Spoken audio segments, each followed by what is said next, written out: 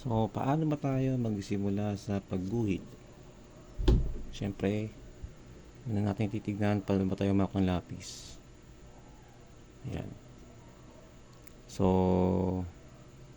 sa mga baguhan, sa mga beginner, yan, dapat alam din natin yung paano yung tama paghawak ng lapis. So, kapag dito sa unahan, yan, dito, para madiinan yung para madiin yung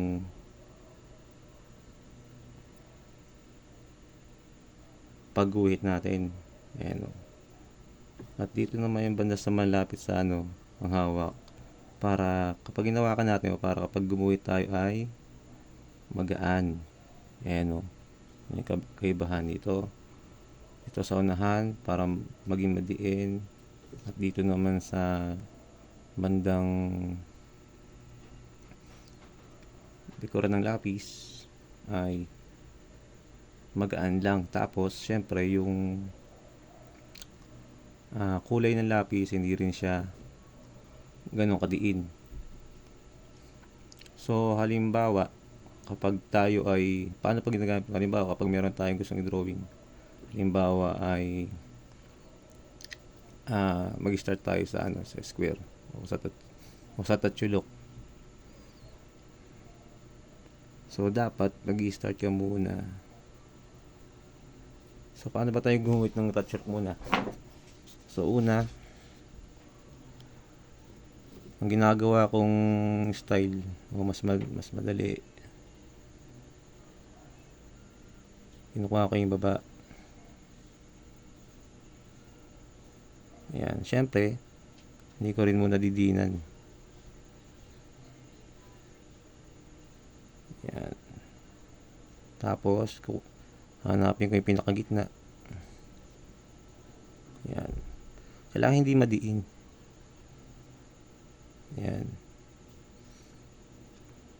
tapos kunin ko yung ayan, syempre nililayout ko muna yung mismong itsura ng triangle. Ayan, tapos dito naman. Ayan, yun. Ngayon natapos na natin yung mismong itsura ng triangle, saka na natin ito ang hawak sa may dulo part, saka natin to didinan.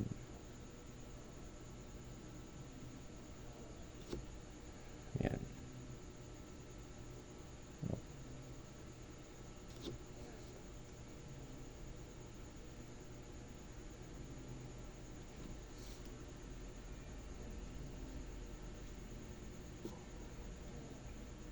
ayan. So maganda yung triangle natin, di ba?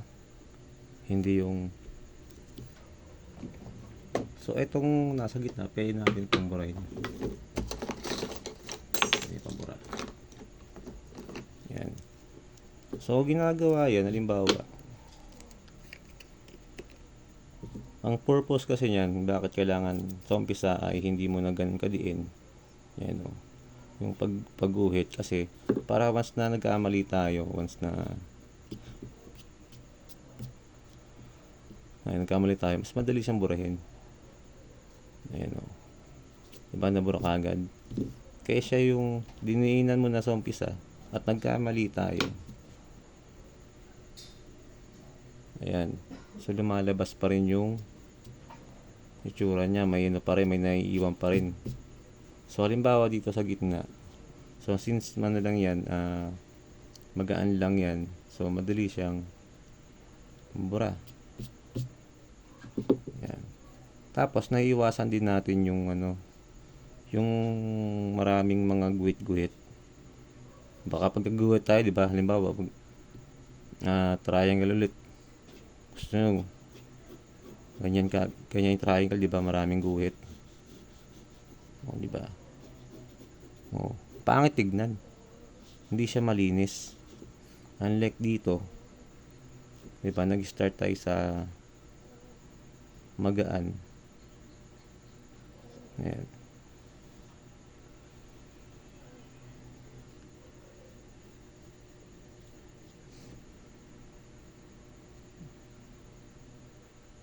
kapag natapos, saka lang natin diinan.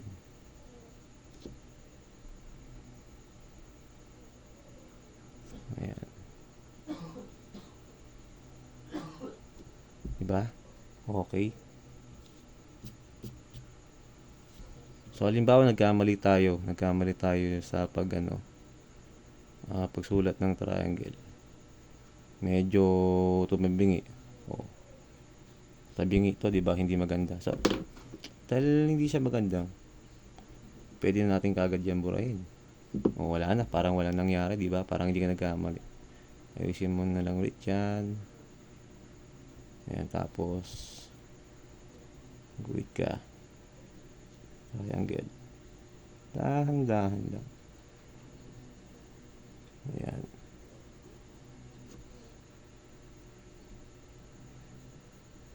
Okay, doon natapos siya. Pwede natin diinan.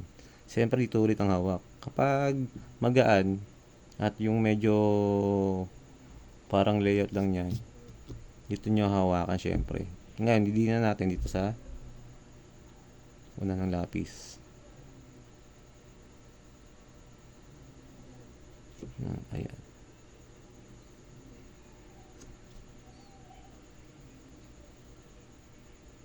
O, diba?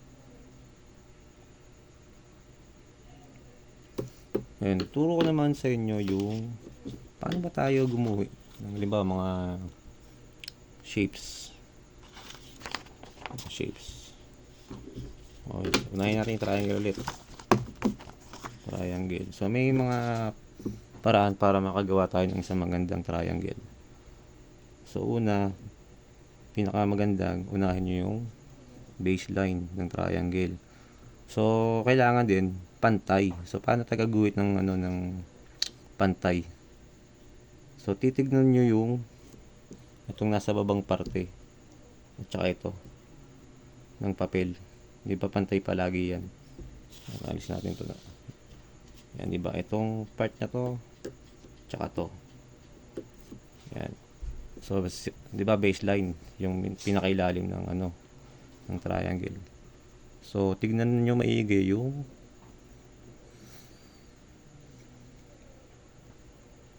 ito. So, kailangan kapag gumuhit tayo, pantay katulad nun. Siyempre, hawakan nyo muna rito. Huwag yung madiin kaagad. Ayan.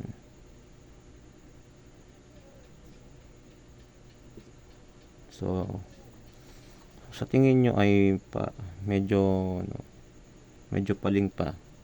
Siyempre, mas madali siyang burahin. Ayan. Medyo paling pa siya. Tignan ulit natin yung taas na papel. Ayan, tignan natin para mapantay. Ayan. So, okay na siya. Pantay siya. Ayan. Tapos, yung gitna. Ito yung gitna niya. Pwede kung ganito kaliit, o ganito tayo. Gusto ko mga ganito. Yan. Nasa gitna naman siya. Tapos, ito na yung pinaka dulo niya. Saka natin to pagsasamahin. Siyempre, ganun pa rin ang hawak sa lapis. Hindi madiin. Magaan lang din. Tapos, wag ka magmamadali. Pag nagmamadali kasi nagkakamali. Mas prone sa mistakes kapag nagmamadali. So, kailangan hindi tayo nagmamadali. Ayan. So, okay na siya. So, pwede mo na ngayong inan. Yan. So, may mga nakikita ko, ilang mga nag-drawing kayo ng mga bahay. Drawing kayo ng mga sasakyan. Mga laruan. So, marami silang mga shapes, di ba?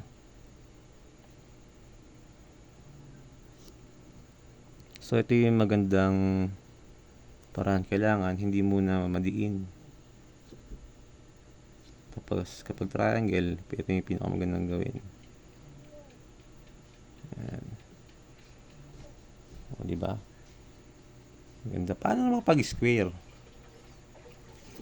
Square naman. Square, syempre, apat ang side ng square. Titignan nyo ulit natin ito. Itong side na to, itong side na to, yung side na yan, ito. Yan. So, kailangan,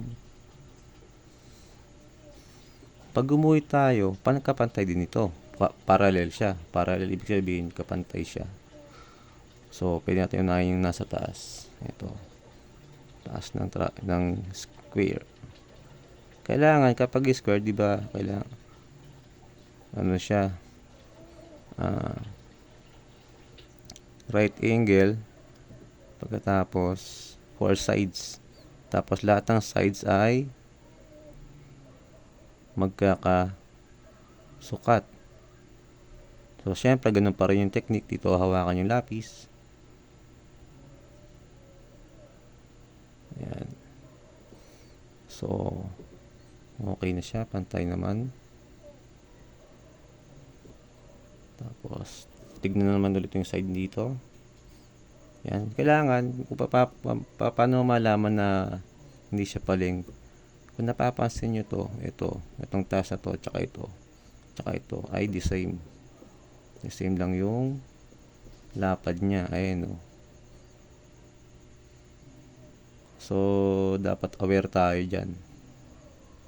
Yan. So, gumuguhit tayo ng square nang hindi tayo gumagamit ng ruler para malaman na pantay. So, ito naman titignan natin. So, kailangan tulad dito, pantay siya. Hindi ganun kataba yung lapad. Ayan. Tapos, syempre, dahil square siya, same dapat yung side niya, yung haba. Ayan.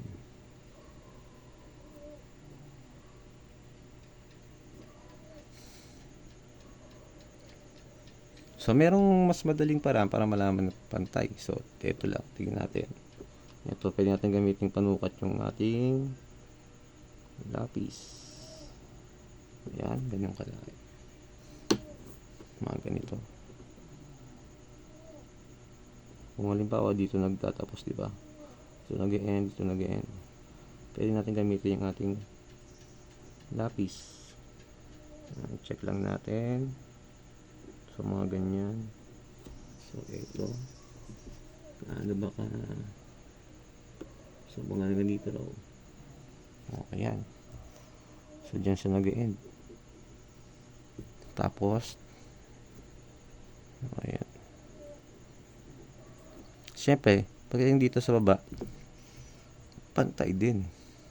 Titignan ulit itong side na to, itong kaya rito. Kasi yan yung pantay na parte ng papel. Dapat same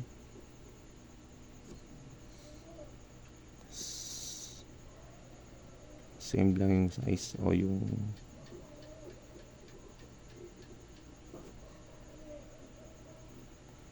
okay. Same lang din yung lapad dito tsaka rito.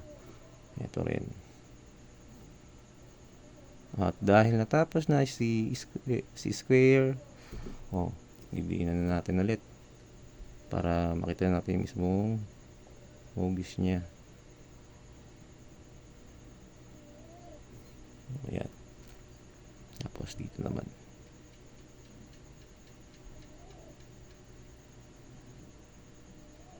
Ayan, o. Dito naman.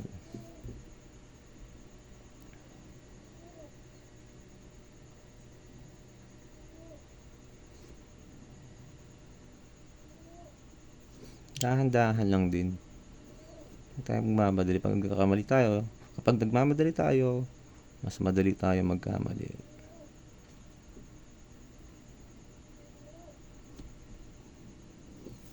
O, diba?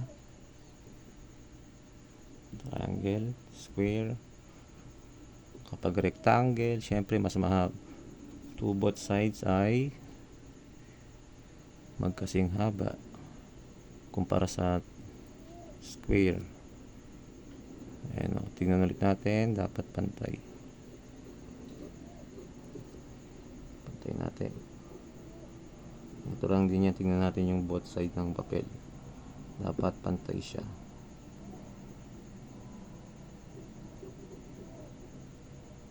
Ayan. Tapos dito naman. So gumuguhit tayo ng rectangle o parehaba ng hindi gumagamit ng lapis, ay ng ruler. Lapis tuloy. Siyempre dito pa rin ang hawak ng lapis pag nag-start. Hindi tayo gumagamit ng ruler, oh. Dapat kung ganito kahaba, ang taas niya dapat ganoon din dito sa baba. Tapos dito naman same lang din dapat yan. Tapos tignan mo yung ito. Ayan, ito yung pantay natin, di ba? Ito yung pantay na side ng papel. So dapat natin tansyahin yun.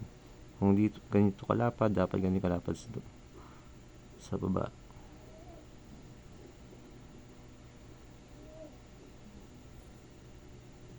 Ayan. Check natin sa ganito. Diba? Ito yung kagandahan sa ano eh. Hindi madiin yung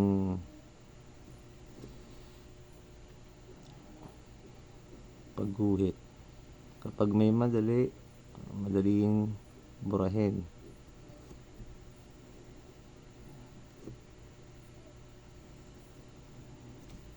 Ayan. So, okay na to. Dahan-dahan lang din ang pagdiin. Dito na hawakan ng lapis.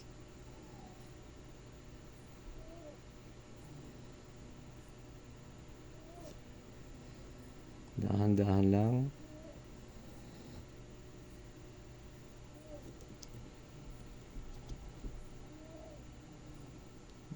Dahan-dahan lang dito.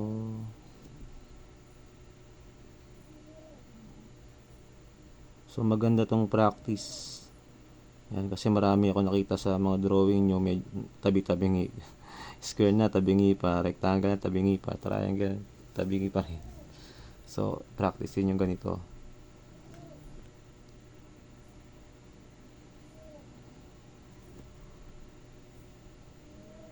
Yan, pag walang magawa sa bahay, practice.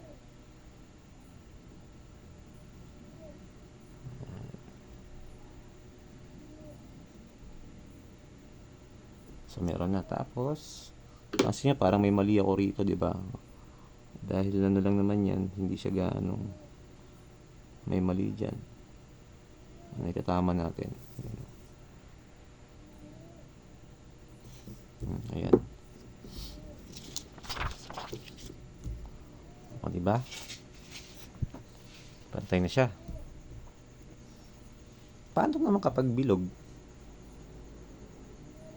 Gagamit ka ba ng baso o takip? Ito, para makagawa ng perfect circle. So merong paraan, may dalawang paraan para makagawa ng isang perfect hindi naman perfect na perfect, pero bilog na rin. Una, gumawa ka ng square.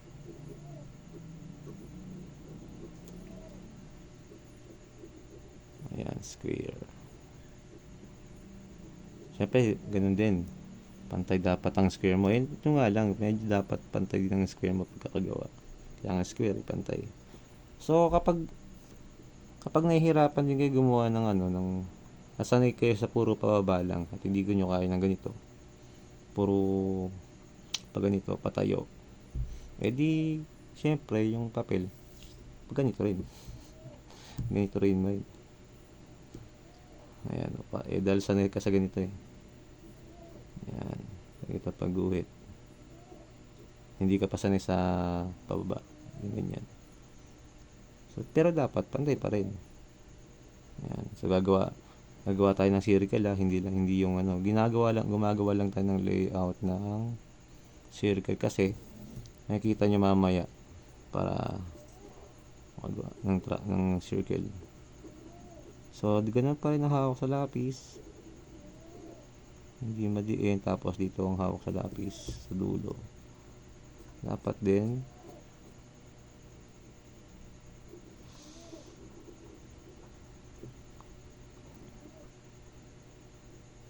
So mga basic shapes pa lang to, di ba? Yung ginagawa natin. Mga basic shapes. Pero malaking tulong to sa practice. Siyempre, saan ba nagmumula ang mga talagang shape, yung mga complex o yung mga komplikadong shapes? Siyempre, sa mga basic shapes. Kung hindi ka sanay sa mga basic shapes, paano pa kaya sa mga komplikadong mga shapes, yung mga maraming shapes? Yan. So tingnan mo, pantay na siya. Ngayon, hahanapin mo yung gitna. Yung gitna, tutuldo ka mo, maglalagay ka ng dito naman. Dito rin. Dito naman. Yan. Tapos, dito mag-i-start yung ating circle. So, dito ba pa-form? Yan. Ano lang muna, 1/4 ng square. Nagawa tayo yung letter C. Yan.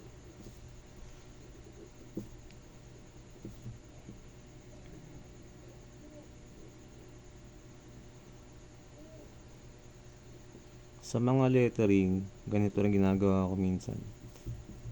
Nagawa ko ng layout ng ganito kapag mag-lettering ako ng letter O, letter C, Q, o yung R. Yan.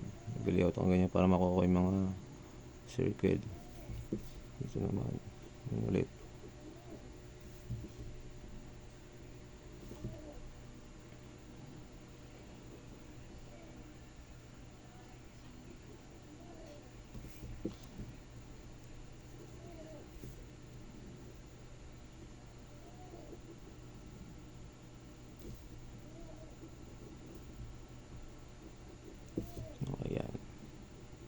Ngayon, o yan, nabuo na yung circle, di ba?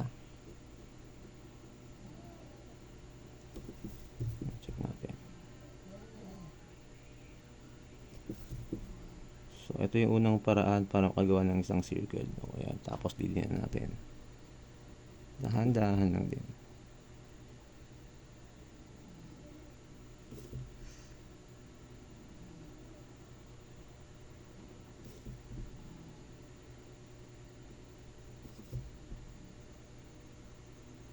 Ikot lang natin yung papel para makuha natin yung hugis.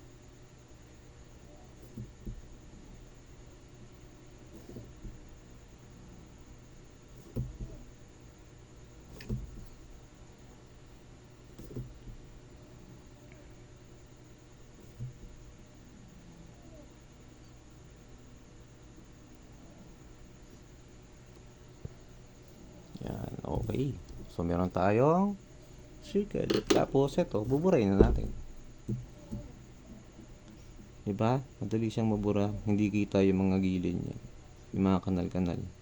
Kasi nga, hindi naman madiin yung pagkakaguhit natin. Yan.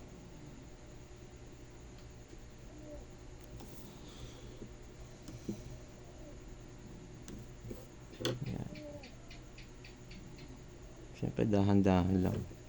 Dahan-dahan lang para mas magandang resulta.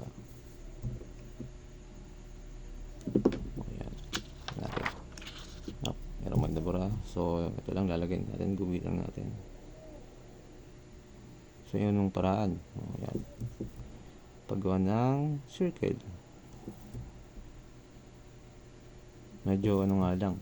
Ngayon, kapag medyo nagagamay mo na paggawa ng circle, hindi mo na kailangan gumawa ng square. So, diretso na tayo dito kagad. So, tatansyahin mo lang yung tamang bilog ng yung tamang pagbilog. So, dito pa rin nahawak ng lapis. Dahil medyo nagagamay mo na yung itsura talaga ng bilog. Dahan-dahan lang. So, medyo matagal din to. Nagawa tayo muna ng letter C. Yan, titignan mo maigi. Titignan lang. So, So, dahan-dahan lang ang paggawa ng bilog. Huwag magmamadali. Kasi hindi natin magagawa ng maayos yung bilog pag nagmamadali.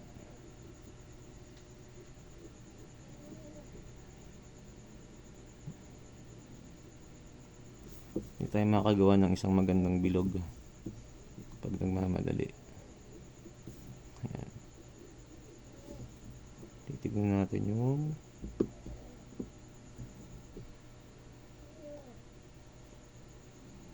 tawag dito, perimeter ng bilog natin, kung maganda ba yung yung pagkaka-arco niya, yung pagiging arc. Ayan. Check natin.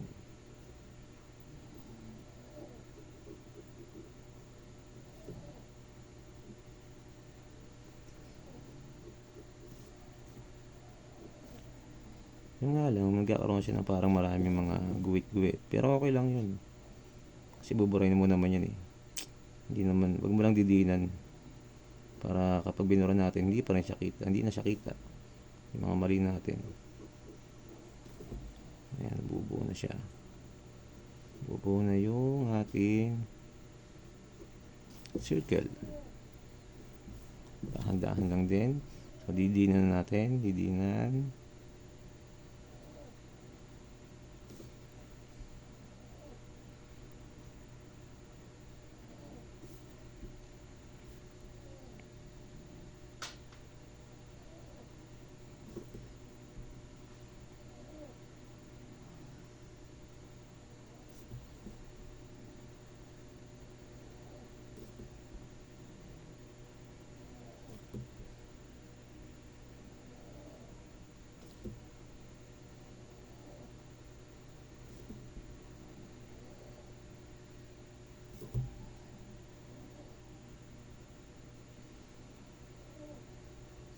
Oo, di ba?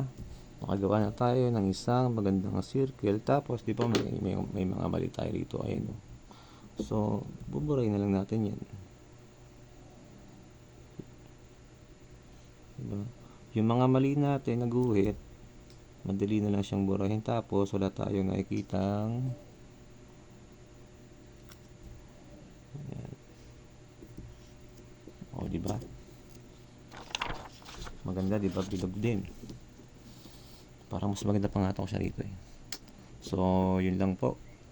So, yung ito yung magandang practice sa bahay kapag tayo ay nagdo-drawing. Yung wala tayong reference, wala pa tayong maisip na i-drawing. Ito muna, practice muna tayo ng ganito sa bahay. Kahit sa classroom, kung ayaw nyo, practicein nyo ito sa classroom para hindi tayo maingay, hindi pa tayo mapagalit ng teacher. O, diba? Meron tayo triangle, square, rectangle, circle, and circle. Ano pa kaya? Ano kayang heart? Ano kaya kung heart, no? So, paano ba tayo gagawa siya? Ang ginagawa ko dyan sa heart, guguhit muna ako sa gitna. Kailangan pantagin dito. Ito yung gitna natin ng heart.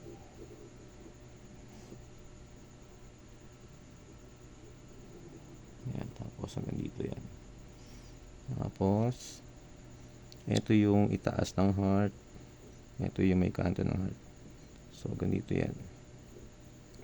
Kailangan halos dapat pantay din. So ito yan. Tapos dapat pantay dito. Dapat pantay ito. Ito kasing lapad nito. Tansyahin lang natin. Yan, okay lang na ganyan muna. Kasi tinatansya nga natin eh. Yan. Tapos, ito yung gitna. Iikot lang natin to. Yan.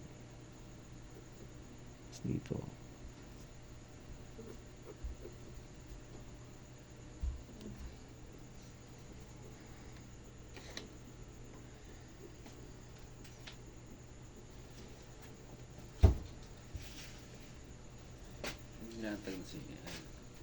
So,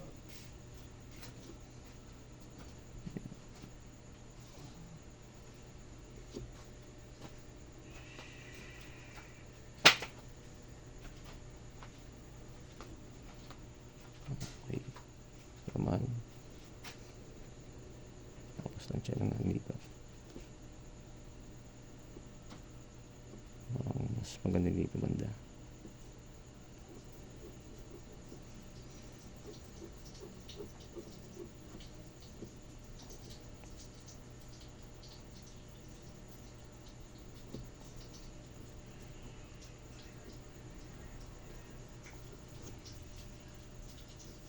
Dito nga yan. Smooth dito nga talaga. Yan.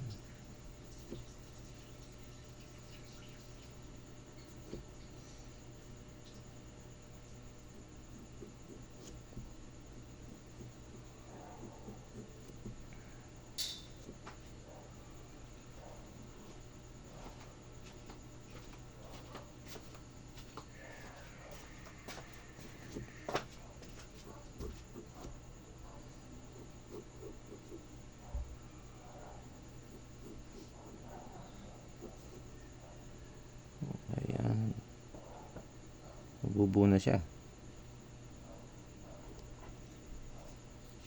Tapos, diin na natin to.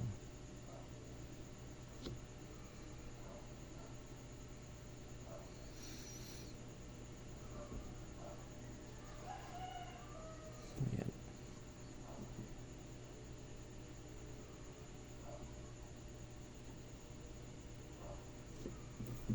Balik natin.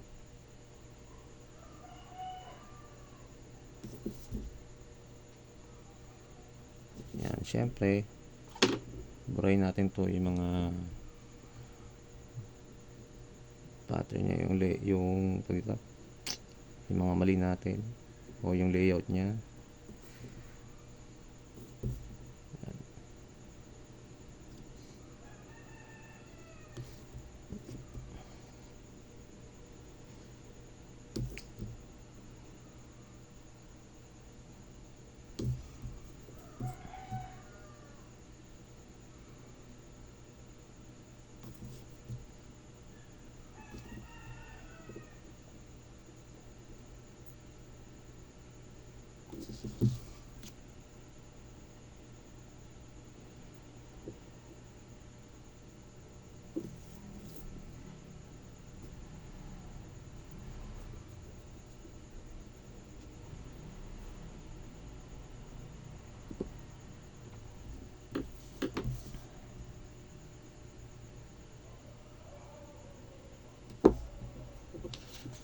Lagyan natin. Tapos, yung body natin ulit. Kasi nabura eh.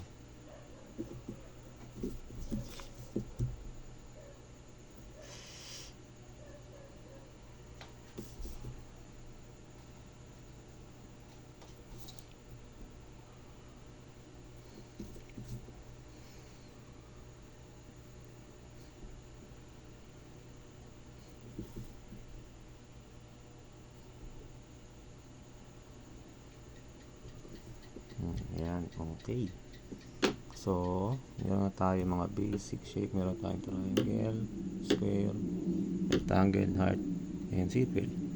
So, yun lang. So, sana maraming natutunan mga bata.